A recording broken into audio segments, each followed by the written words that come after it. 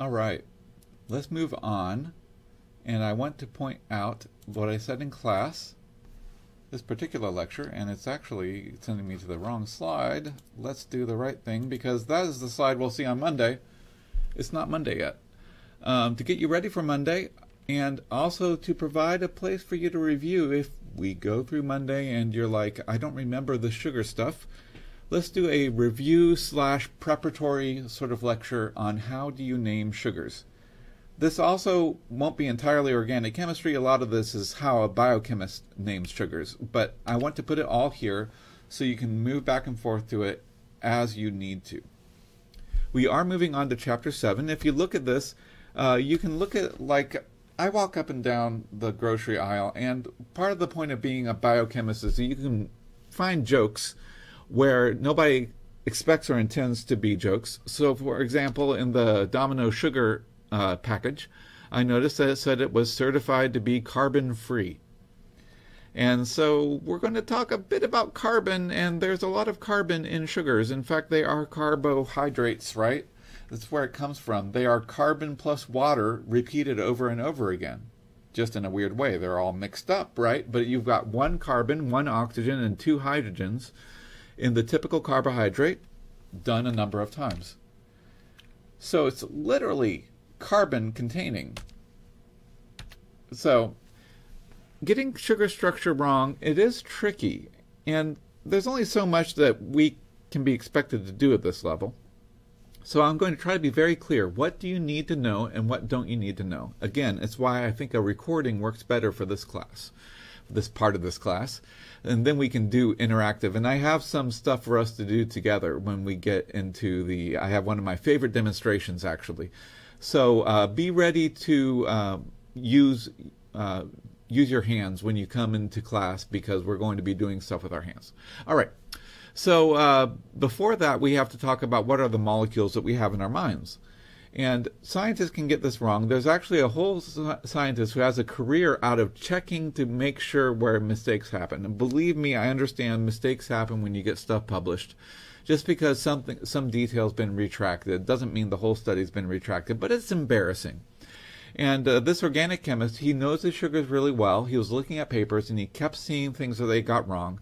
So what he did is he wanted to go through and he wanted to find structure mistakes, and he found 350 over 8 years, and basically he just gets them fixed.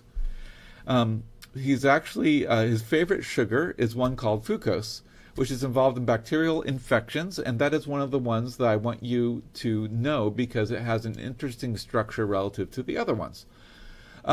So he's designing things around it. That's why it's his favorite. But he found more than 40 errors in one particular paper. So don't do that. But he noticed it because he had it in his head in the first place. There are some of these things that you need to have in your head as you're reading papers to make them make sense. So there's going to be one pattern that you'll always follow, and then I'm going to tell you which specific names you need to know. The pattern you need to always follow is you look at a carbohydrate chain. It's going to have between 3 and 6 carbons in it. You identify where the top is because it's going to be unbalanced in one way, and you look for the aldehyde or the ketone. That's going to be the place where it's been unbalanced, and the rest of it is going to be pretty much full of hydrogens. So you start with the interesting end, the interesting functional group. You move down to the other end of the chain. The last chiral carbon will show you the handedness of the monosaccharide. The chirality of that will show you if the sugar is L or D. And in fact, the D isomer, when the names come into play, the D isomer is going to have the opposite chirality at every chiral carbon. So it's the exact mirror image of the L isomer. It's a little bit complicated sometimes saying where the L isomer is. But there's one way that's always natural, and the good news is most of our problems, we just go with the natural sugars, and you want to be able to see where that is in the structure. And then, once you've identified each end, you count the carbons, you look at the stereochemistry, and you decide which name goes with that particular arrangement. So, of course, everyone wants to start with glucose, because it is the most important sugar. Glucose is a hexose, and it has an aldehyde. So we call it an aldohexose. And its counterpart, fructose, is also a hexose, but it has a ketone. So both of these are named in similar ways. You identify the aldehyde or the ketone, and then you identify the last chiral carbon, which is hydroxyl to the right, which is a D arrangement. Again, all of our natural sugars are going to have this one to the right. And so we don't need to know whether it's which way it is. As long as we know it's the natural sugar, we know it's a D isomer, and we know already that this next to last carbon is going to be to the right, and the last carbon is not chiral at all because it's CH. It's got two H's on it, and so that ends up not needing to be represented because the whole point why we're doing this is to show which way the chiral carbons go. So that means even for the 6th carbon, the most complicated situation that we need to know, there's only 3 carbons that are even in question for glucose. And the question is, which way do they go? So we number them from C1 at the interesting end to C6 at the uninteresting end. There's 6 of them, so there's a hexose. And then we look at that. Oh, and before I go away from that, I want to say, how do you tell that it's glucose and not some other hexaaldose? Is you look at whether the chirality goes to the right or the left. So here you see that it's very specific that you have C2 goes to the right, C3 goes to the left, C4 goes to the right, and those are the only ones that you need to worry about. And so I remember glucose as being right, left, right. If you look over at fructose, it's actually the same as glucose. It's just that the C2 has the double bond as opposed to the C1, because that's what a ketone is. A ketone is in the middle of the chain, an aldehyde is at the end. And so you don't have to worry about C1 because it's non-chiral. It has 2 hydrogens on it. So actually to name fructose, you just need to look at the C3 and the C4. Fructose is a left-right molecule. So I just remember that glucose is right, left, right, and then fructose is the same as glucose except it has the ketone at C2. These are what you need to know, and there's about a dozen sugar names that you need to know. We've just covered 2 of them. The other important sugar that you may know about is a pentose, because deoxyribonucleic acid has the ribo in it, because it's got ribose in it.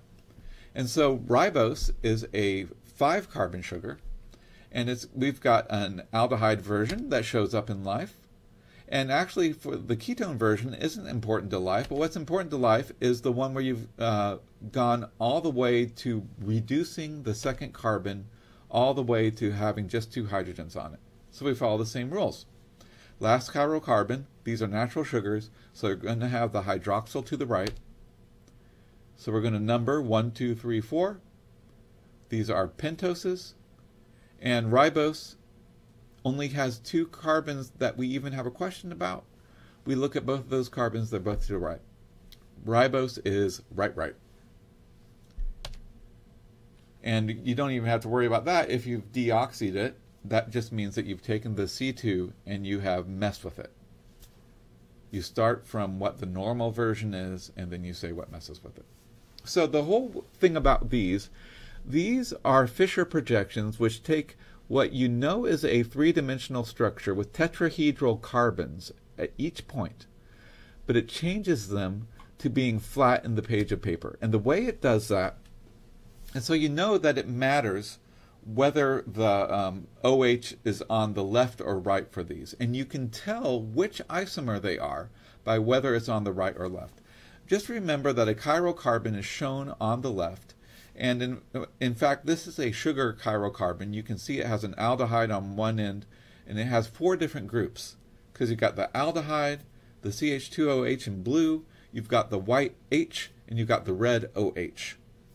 And so you have all those arranged, and because it's got 4 different things, there are 2 different ways to arrange those 4 different things. And they are mirror images of each other. They are not superimposable. This is true for any carbon with 4 different substituents on it. And so the way that we draw these is we do a Fischer projection. In the Fischer projection, we will have, like, for example, the D-glyceraldehyde, which is the fundamental D sugar, is going to have its OH to the right. And that's why we say for that final carbon, which is the chirality determining carbon, the OH to the right means it's a natural D sugar. If it has it to the left, it's an L sugar, and this is actually a fundamentally different molecule. You can see how these are represented below by the perspective formulas that you might use in organic chemistry. We have so many of these, we don't want to draw the little wedges. We don't want to take the time. I mean, if you do it, as long as you do it the right way, I guess I can grade it. But I want you to arrange it as a Fischer projection. And that means you don't have to draw the wedges. You just have to draw lines. Because you understand it. Now, this is baby Ben. He's not a baby anymore.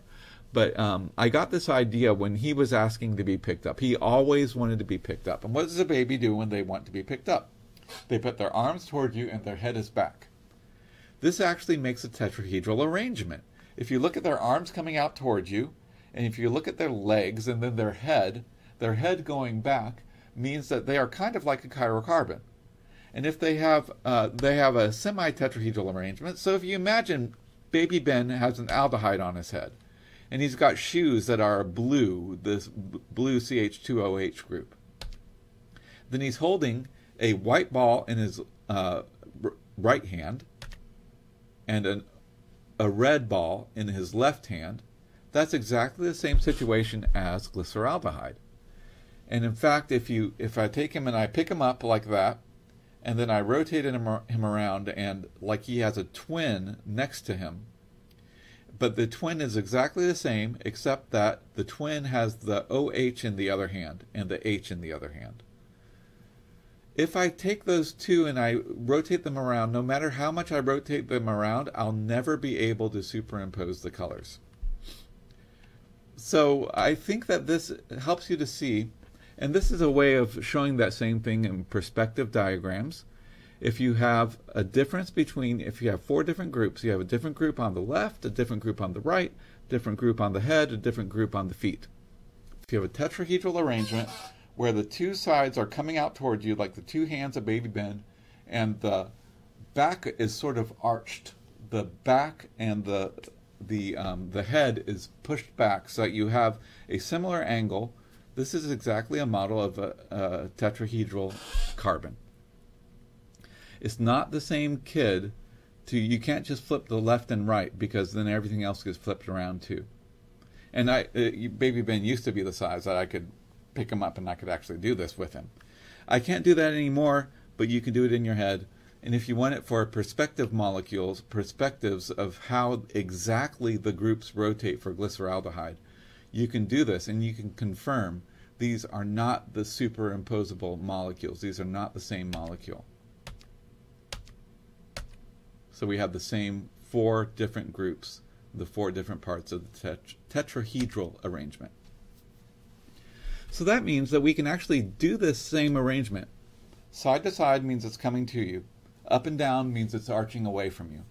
And we can do that for every carbon in this. So you can imagine that these things are forming little arches, and they've got little arms reaching out to you at each side. And what's on the left is what's on the left and what's on the right matters for these. So if we take glucose, for example, we have two other aldohexoses that are important, but they're actually very closely related to glucose. They're not that hard to remember. If you know glucose is right, left, right, then you can remember that mannose is left, left, right. It's only different at C2. The OH is on the other side, but it's a different molecule and it gets a different name. Galactose is right, left, left. So that's why you can remember all these things.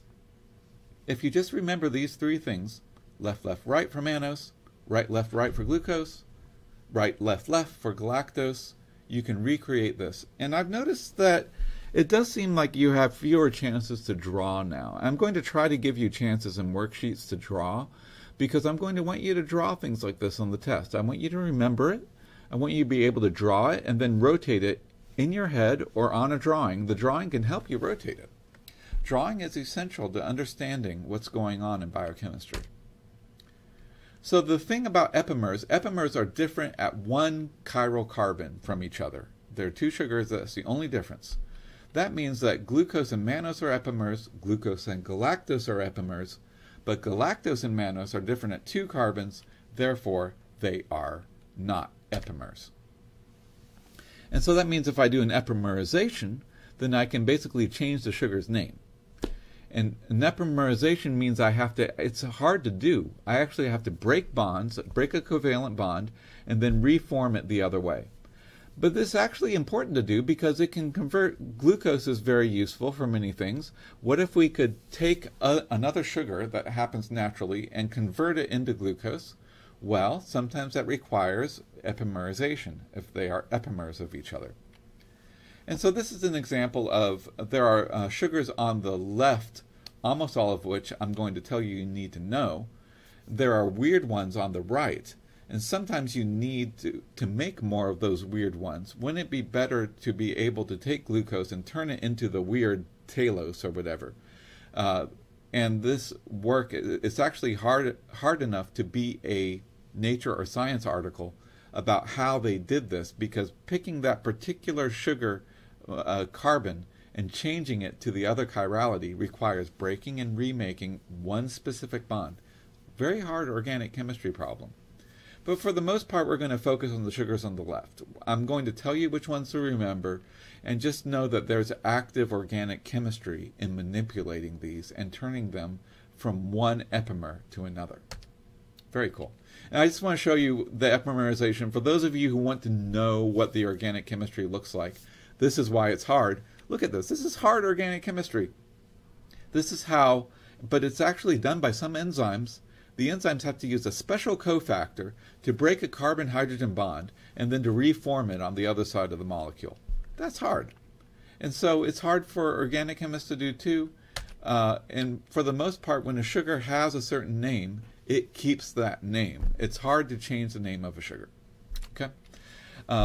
It's a lot harder than going down to the DOL and changing the name. It's much easier for humans to change their name than it is for carbons, because we're humans and we have the choice and the ability to do that. Okay, so just so you know, carbon names are important. So there are important sugars that are trioses. These are the ones that you need to know. You need to know glyceraldehyde. We've already shown you that. And you need to know dihydroxyacetone. Notice that dihydroxyacetone is a triketose, or a ketotriose, so you can say it either way. But it's not carbon at all. The red carbons are the chiral carbons that you need to remember that give it its name. So you have the three carbons. There are four different substituents on the central carbon. If you look back and forth, there's no other carbon for which there are four different substituents. If you look at dihydroxyacetone, there is no carbon for which there are four different substituents. So it is the only sugar that is non-chiral. That's number one and number two of what you need to know. The important pentaldoses. You need to know these five, which are ones that you might involve. We've actually already mentioned xylose, and it is a pentaldose. We mentioned that at the very end of the Chapter 6 lectures. So make sure you watch that if you haven't heard that. Ribose is important. It's right, right, right. Arabinose is important. It's left, right, right. And xylose is right, left, right. These are all related to each other. And in fact, both of the other ones are epimers of ribose. Lixose, you don't have to worry about. Ribulose, you need to know about. I'm saying you don't need to know xylulose. Ribulose is actually the same pattern as ribose. You've just got one less carbon to think about because C2 has been turned into a ketone. Then the hexaldoses, and this is as big as it gets. We've already mentioned glucose, mannose, and galactose and how to know their names. I'm going to say don't even worry about the other ones. And finally, there are hexaketoses. We've talked about fructose, and that's the only one you need to know. So those are the 10 important sugars. So the 5 carbon sugars are really the only ones that are even all that weird. And you don't need to remember that much. You need to know how to name them. You need to know three-letter abbreviations. And whether they're an aldose or ketose, you need to be able to draw their structure. Now, I'll try to give you some easy points on the test by giving you a blank page and asking you to draw their structure. Those points, that's why you'll need to study it. Just remember that if you have epimers, or if you have sugars that are closely related, sugars with very different names can actually be interconverted sometimes. Sometimes the chemical difference between them is very small. For example, this glucose can be turned into sorbose by doing one chemical reaction that can be catalyzed by this titanium catalyst. Not even an enzyme, it's just an inorganic catalyst. What it does is it will actually do one change to the bonds that will actually flip the bonds around, but it's one motion that changes the name of the sugar entirely, even changes the chirality of the carbon that determines whether it's D or L. I just think that's a cool trick. That just shows you the names of related sugars can be related to each other, but it's important to know which specific name it is. And it's very important so that one scientist doesn't come after you when you publish the wrong structure in a paper someday. So the one thing that you need to know from organic chemistry is how the sugar chemistry works. Aldoses and ketoses, they can both form what are called hemiacetals, and sometimes they use different names for this in organic chemistry. Here they're called hemiacetals and acetals, or hemiketals and ketals. And look at this. This is definitely organic chemistry that we're talking about here. An aldehyde can react with an alcohol to form a hemiacetal, which means a 4-bonded carbon with one OH and one OR group. Then you can add another OH group, another alcohol, to form an acetal, which replaces the OH with an OR group. You end up with some pretty complicated OR groups here, but look at what's happening to the functional group. You are reacting an aldehyde with an alcohol to make a potentially chiral carbon. Then you can add another group onto that, another OH. These OHs love to interact with these carbons in this way. And you can do the same thing that you did for an aldehyde with a ketone. The ketone already has 2 R groups on it. You can add a third R group and make an OH with 3 R groups. That's a hemiketal. Then you can add a 4th R group, which does the same thing. It turns the hemi into a ketal by changing the OH into the 4th R group. This is some pretty versatile chemistry if you can do this. And sugars can do this a lot because sugars are full of alcohols, and sugars will have either an aldehyde or a ketone. That means a sugar can react with itself. It says, notice the end of the sugar can react with the beginning, so monosaccharides can cyclize, and that means a sugar can form a hemiacetal with itself. Glucose can react its C5 carbon with a C1 carbon, and in fact, any carbon that can sterically reach can actually form. It just turns out that the 6-membered ring is particularly stable structurally. So what we see normally happening in solution, the C5 attacks the C1, forms a hemiacetal, and that will form the pyranose form. Notice at the bottom we have pyranose forms, which are 6-membered rings containing oxygen. The other one you need to know is the furanose form, which is a 5-membered ring containing oxygen. We will have that in the next thing. Basically, if it's a 6-membered ring and it's a sugar, it's going to be a pyranose form. And the other thing to notice is that this can happen. This forms a chiral carbon from a non-chiral carbon. That means that it can form the chirality in one of 2 ways. And in fact, if you don't control the reaction, it can happen either way, and you'll get more of whichever form is more stable. That means in solution, you have this bond forming, and this bond is relatively weak. The hemiacetal bond is kind of weird. Usually that means it's weak. In this case, it means it's weak. So if you have glucose in water, it will react with itself to form the alpha, and then it will unreact, and then it will react with itself again to form the beta. And then it will go back and forth between these 3 forms. What you'll see predominating are the 2 most stable forms, alpha and beta, and you'll see more of whichever form is more stable, but you'll see a significant portion of each form. If it is in liquid solution, it will be able to react and reach an equilibrium where the stability of the forms matters. If you have it in a powder, it's not able to react, right? So you can purify out one of the forms, keep it in a powder, but as soon as you dissolve it in water, it's going to mutarotate, and you'll get the mixture of alpha and beta forms again.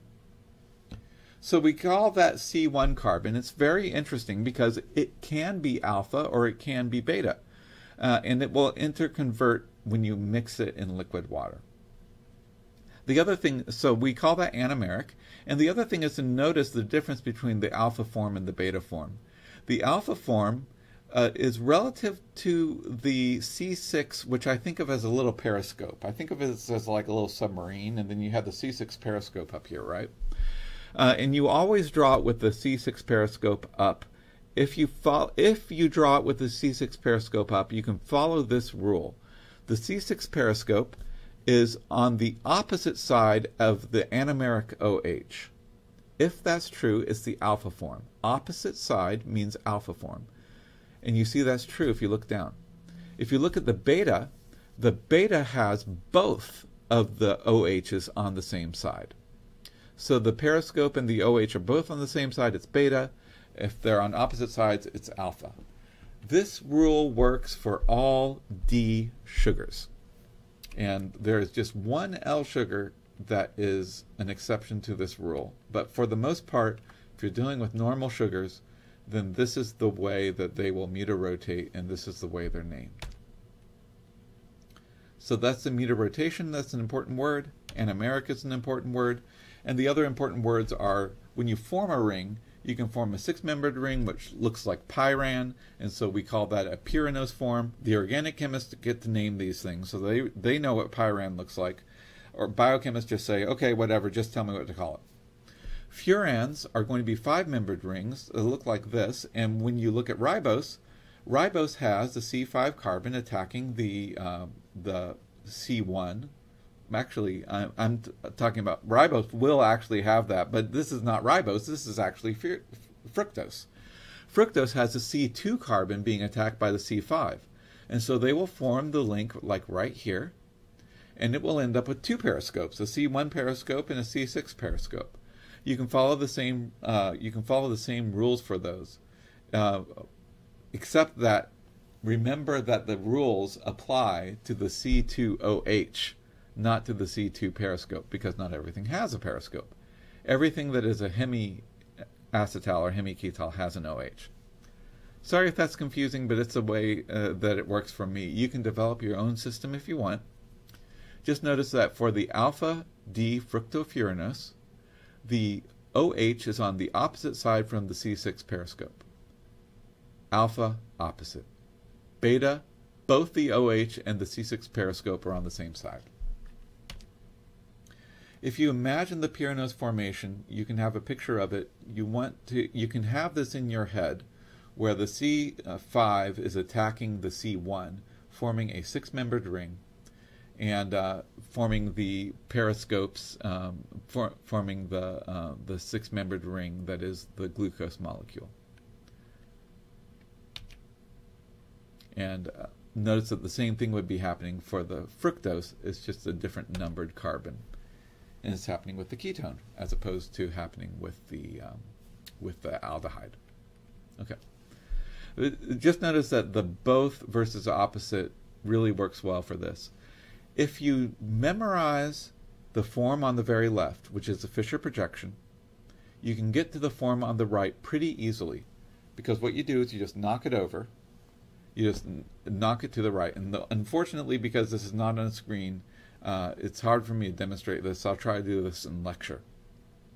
You basically go cow tipping.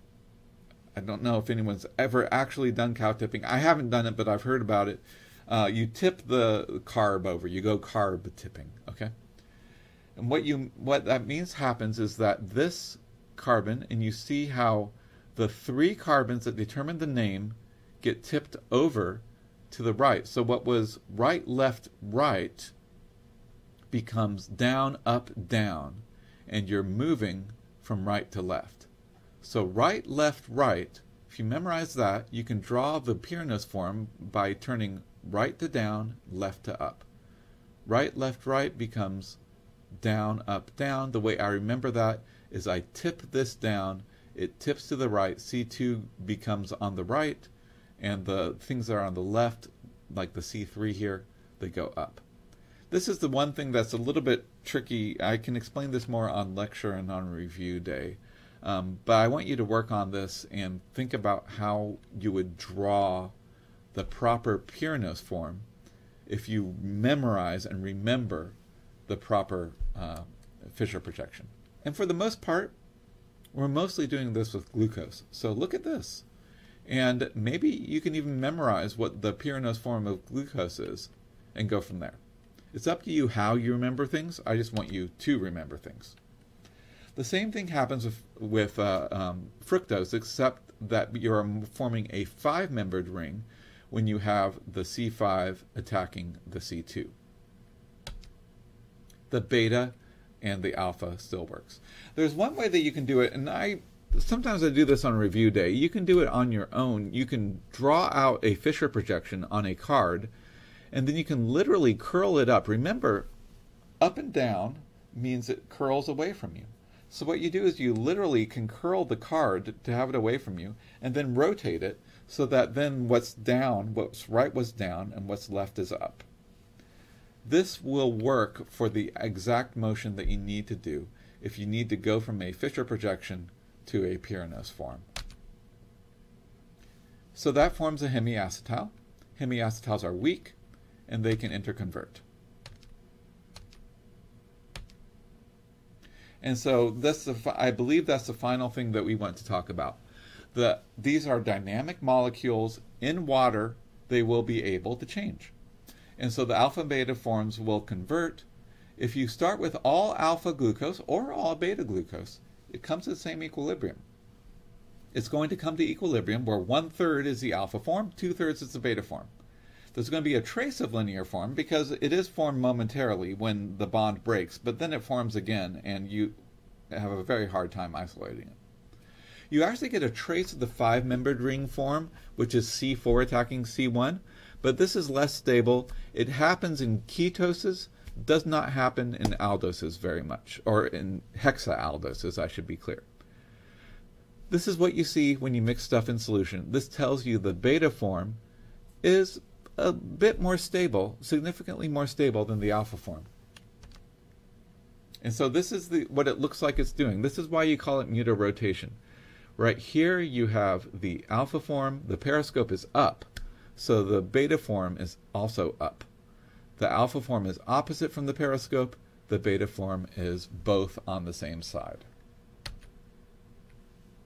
The final thing you have to remember from organic chemistry is that these will interconvert between chair and boat configurations. And that means that you'll have the potential for these two possible chair forms. The boat is just not a good form for sugars because you'll have the two sides of the boat will be interacting with each other badly. So it wants to spread out more. But the question is, which chair form can it form? Because you actually will have two chair forms depending on what's up axial and what is side, which is equatorial. There's two possible chair forms for the thing, but I want you to look at glucose. It's interesting because if you look at glucose, it's got a chair form where you have all of the bulky things, the OHs, pointing out. The pointing out is actually less sterically hindered than pointing up. And what's cool about glucose is you see that glucose, being its right, left, right, it turns into down, up, down, which means that it can have one form where all three of those are simultaneously pointing out. They're equatorial, which means more stable. Glucose is like a pancake, actually, because you have the thick OHs sort of sticking out the side, and you have up and down, which are harder for the thick things to be. Up and down are small, the smallest of atoms. They're just hydrogens. So if you look at this, the only one that really has a choice for glucose is the C1, the anomeric COH. And it can go back and forth. They're showing the alpha form here. But the alpha form ends up with the OH being axial. If it mutarotates and puts the OH into the beta form, then it ends up being equatorial, and it's pointing out in the more stable form. This by itself explains why the beta form is more stable. It allows all of the bulky substituents to be equatorial, which makes it more stable, which means that all of the literal up and down sides of it are small, which means that glucose is like a frisbee. It's like a small ringed molecule without any bulky things pointing up or down. If it's in the beta form, it's a complete frisbee. So just remember, in your head, you can do the chair-boat conversion. It can go back and forth, and it will find the most stable form of this, which is going to be one of the two chair versions. It's either going to be this one right here, or it's going to be that one right there. And you notice how the big red group is moved up. Here it's axial. Then it moves down. It can be axial or it can be equatorial like it was just there. Okay, the final last thing that you have to, I'm going to give you a few glucose derivatives to remember. While I'm telling you the 10 sugars to remember, there are glucose derivatives that are important for you to remember. And these are pretty straightforward. For example, beta-glucose 6-phosphate means you have a phosphate group on the 6 carbon. Okay, that's kind of included in the name itself. Glucosamine is a little bit weirder, but you just have glucose where the OH is changed to an N, and you just have to remember that happens at C2. N-acetylglucosamine means that you have the glucosamine has the glucose has an N-acetyl group on it. The N does. Okay. Notice that with all of these are all shown in the beta conformation, which has the OH going up, and these could always mutarotate and interconvert to the alpha version if they're in solution. These are the interesting ones. So you have 3 forms of glucose on the left: glucuronate, gluconate, and gluconolactone.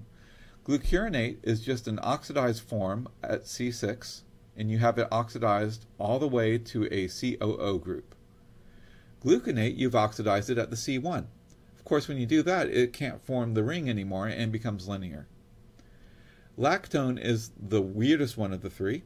It has literally what looks like an ester group, but because it's on a ring, it's technically a lactone and not an ester group. But that's what it is. It's basically been a C that's been oxidized just to be a double bond, but that makes it an ester. That has particularly interesting chemical properties. All 3 of those are just oxidized forms of glucose. And then you have one deoxy form of glucose that's important. That is the beta-L-fucose. And like our friend said, it's his favorite sugar. And just notice that this one's weird because it is an L sugar. It has been flipped over, and it's also been reduced at the periscope. Notice that the beta rule still holds for this one. The periscope and the OH are both going the same way. It's just been drawn upside down because you draw it differently. They draw it differently. Yeah, it's because it's an L sugar. Basically, just memorize how this is different from glucose. And I want you to have one weird sugar to remember. And fructose does actually show up in a bunch of different ways. So, for those hexose derivatives, and I think there are 7 of them. Yes, 1, 2, 3, 4, 5, 6, 7. You need to know their names, 3-letter abbreviations, ring size, and be able to draw their structure. Most of these are just taking glucose and messing with it. So it's not really 7 new things to remember, or at least it's not 7 totally new sugars to remember. They're commonly like glucose. These important sugars will tend to have symbols as well, and these are the abbreviations I told you you'll need to know. And you also need to you don't need to know these, but just know that they have different colored symbols. And when we show these symbols, I'll always give you an interpretive key if you need one. Mostly just know that those symbols do the same function. So, Find whatever way you can to learn and review these. If you're doing gingerbread houses already, it is officially the Christmas season now. You can take your Halloween candy and you can make a glucose structure out of glucose itself, sucrose more, but glucose is in there. And we will talk about, so there was a student who made a gingerbread house, and I'm happy to say it looks like this was right. Looks like this was alpha glucose that he chose to do. And this matters because the structure matters. Enzymes and transporters have binding sites that are chiral, very specific. So like here's an example of something where it matters to malaria. Malaria has a sugar transporter, and it will actually be able to bind different sugars because it's flexible. It can bind glucose, galactose, and gulose, and those have the OHs in different places. So you can talk about how does it have amino acids that bond these different OHs, and how can it bond the OHs in different places with amino acids in different places? If you can find out how the enzyme works, maybe you can design a drug that can block it. So that's why it's important. The enzymes care, malaria cares about sugar structure, so you need to care too. That brings us, thank you for listening to this, going back to it, reviewing. This puts us on a good basis for being able to talk about sugars, and this gives me time to do some activities in class. So I hope to see you Monday so you can find out what those activities are. And just a hint, one of them might involve some free Halloween candy. So if that doesn't get you to class, I don't know what will. All right, see you there.